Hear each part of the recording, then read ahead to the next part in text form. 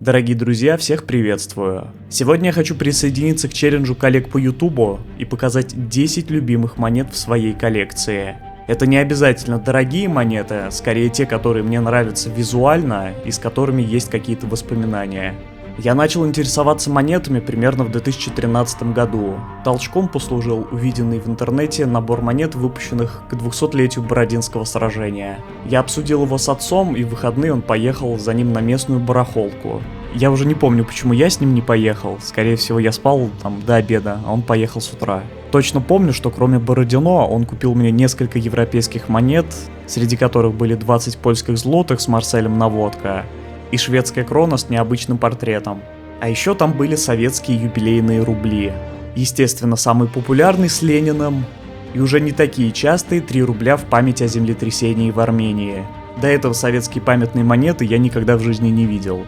Да, родители складывали в пакет биметаллические десятки, но именно советских в моей семье до этого не было. И вот спустя время, когда я подбирал монеты для этого обзора, я понял, что именно эти 3 рубля одна из моих любимых монет, как композиционно, так и тематически. В мире очень мало монет, приуроченных к трагическим событиям.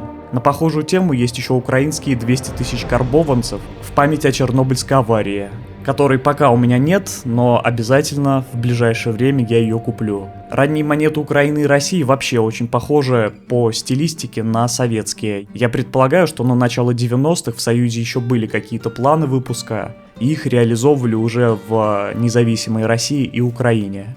Еще из юбилейных советов своей торжественностью и художественной лаконичностью особо нравится набор к 70-летию революции. При должном настроении я бы вообще, наверное, составил весь топ из юбилейных советских рублей. Тебе прямая дорога в дурдом. В первое время увлечения коллекционированием я, как, наверное, и многие из вас, обращал особое внимание на старые медные монеты. Казалось, что если монета датируется началом 18 века, то она наверняка очень редкая и крутая. Благо, я так и не купил никакие затертые медики с Авито за пару тысяч рублей. Но вот эту вот потребность в очень старой монете я закрыл покупкой 2 монет Римской империи по 1500 рублей за штуку. Как часто вы думаете о Римской империи? Это Нумий Констанция II, чеканившийся в Константинополе в середине IV века, и Антониниан 267 года императора Галиена. Вот эта монета уже сделана непосредственно в Риме. Обе сделаны из меди. Других античных монет у меня пока нет, хотя направление действительно очень интересное, но как-то особо приоритета на них никогда не было. Еще отмечу, что именно эти монеты производят на знакомых наибольшее впечатление при показе коллекции. Все-таки в обществе еще очень крепок стереотип о том, что если монета старая, то она очень дорогая, а если тут монеты аж 3 века, значит они вообще стоят целое состояние, и в общем-то на работу можно не ходить. Ладно, за работу!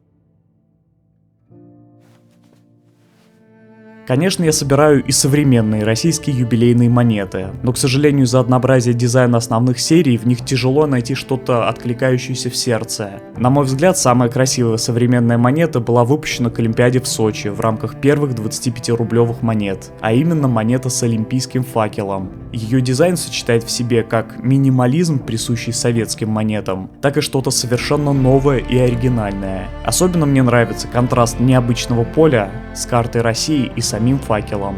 Да и другие монеты 25-рублевого номинала в целом смотрятся живее десяток. Та же серия с оружием или отдельные выпуски по типу творчества Никулина. Многие критикуют даже мультипликацию, но мне и она нравится. Наконец-то у нас вышло что-то кардинально новое.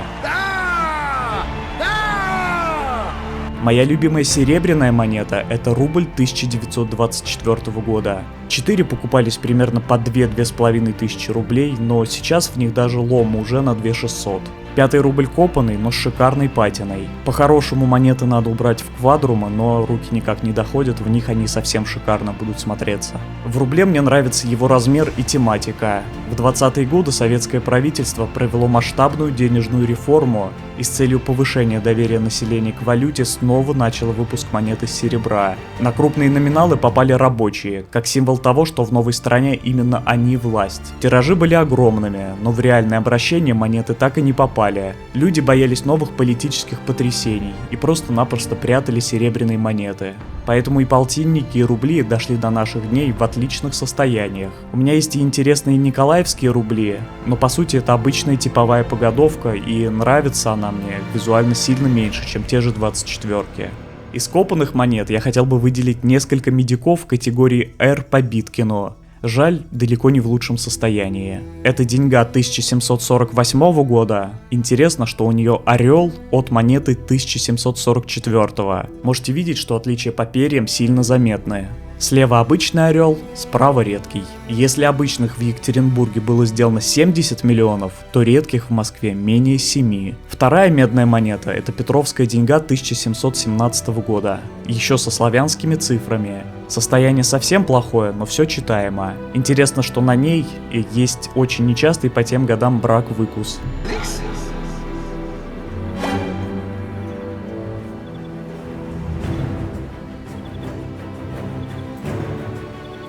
Чё это ты удумал? Один из моих любимых типов монет – это американские 25 центов. Нравятся как обычные, так и памятные. У меня полностью набран набор со штатами и начаты национальные парки. Особенно нравится квотер с барабанщиком, выпущенный к 200-летию независимости США. Сразу в голове возникают образы из фильмов и воспоминания из Assassin's Creed 3. У меня медно-никелевый вариант барабанщика, обязательно надо будет купить серебряный. Единственный их минус – это зеркальное расположение аверса к реверсу. В альбомах это выглядит неэстетично. Еще отмечу, что памятные монеты в США чеканятся огромнейшими тиражами. Например, квотеров Нью-Йорка выпущено по 600 миллионов на 2 монетных дворах. Для сравнения, у нас самые массовые памятные рубли со знаком R и с портретом Ленина имели тиражи в 100 миллионов. Недавно я скинул фото купленных монет, в числе которых там были и американские монеты, переехавшему в США другу, на что он прислал фото своих монет, которые просто у него были в машине под рукой. И, как видите, 3 из 4 оказались памятными. Поскольку я интересуюсь спортом, то внимание уделяю и тематическим монетам. Есть, например, интересный набор песо к чемпионату мира по футболу в Аргентине. Тогда чемпионами мира впервые стали сами аргентинцы. Еще без Марадоны, но с великолепным Марио Кемпесом. Есть канадские серебряные $25 с лыжным спортом, выпущенные к Олимпиаде в Ванкувере. Именно на той Олимпиаде в лыжном спринте был великий для российского спорта финиш Крюкова и Панжинского. Поравнялись, но Панжинский увеличивает темп! Они вровень! Между ними золото! Никита Крюков олимпийский чемпион! Панжинский серебряный призер! Но самой красивой спортивной монетой бесспорно является литовский лат 2011 года в виде баскетбольного мяча. Он посвящен чемпионату Европы в Литве. Не думаю, что надо вообще как-то комментировать крутость этой монеты. Мы уже несколько минут не вспоминали о советских монетах, и очевидно, что это ошибка. Здесь я отмечу еще и обычные рубли регулярного чекана. Мои анцевые 78, 75 и 74 выглядят превосходно. Очень качественная чеканка с обилием мелких деталей. Получаю огромное удовольствие, разглядывая в первую очередь реверс с гербом Советского Союза. Покупал я их лет, наверное, 5 назад, по 2000 рублей за штуку. И если тогда это было выше рынка, притом значительно, то сейчас за каждую монету, я думаю, вполне можно просить 1006, а то и больше.